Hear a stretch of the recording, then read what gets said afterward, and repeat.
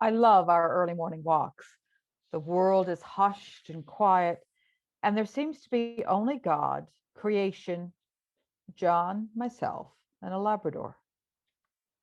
Now, this morning, the sun was just peeking up over the horizon. All was still until we crested the top of a hill. And there they were, two of the most magnificent deer walking on the road coming towards us. Now, I'm not sure who was more shocked, us or the deer, as we stood there looking at each other in surprise and wonder. Now, we were in front of an open gate into a field, which obviously the deer were aiming for. We looked at them and they looked at us, and we all appeared to say, "What do we do now?" It was the deer who made the decisive decision. They wheeled, leapt over a wide, deep ditch, and raced each other into the field, nimble and fleet. It all passed in a heartbeat. Even Sandy didn't have time to bark. But I shall never forget the look, the unspoken conversation which passed between humans and animals in that brief, endless span of time. And the words from Psalm 31 came to me. God made my feet like the feet of a deer and set me secure in the heights. Now, David wrote these words in response to war, actually in response to peace after war. The psalm then is about hope in the face of challenge. And we all know challenge in one form or another, and how that changes the road that you're walking on. Now, I'm not as nimble as a deer, no leaping over ditches, nor Usain Bolt races across fields for me, as much as I'd like to.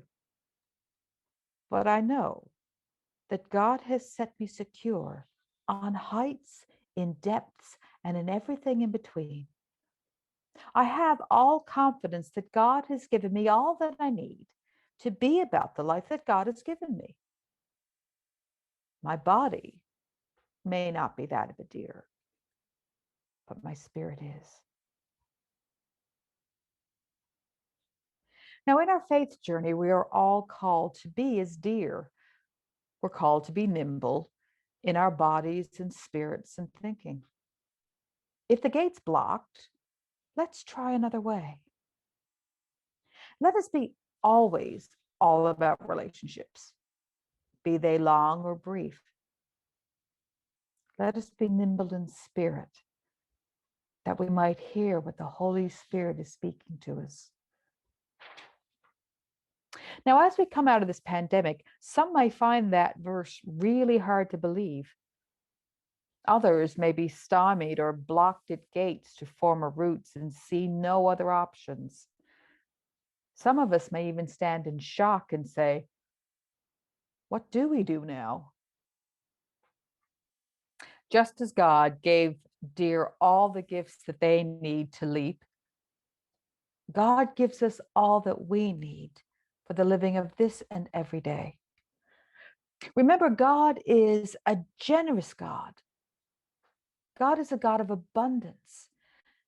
God is scandalously generous with love and hope and joy and peace. A manger cross and empty tomb are witness and sign. So this day, may you leap and sing, secure in God's love. And may we as church be equally as nimble to share God's love in all times, challenging and otherwise. For in God's love, we are secure.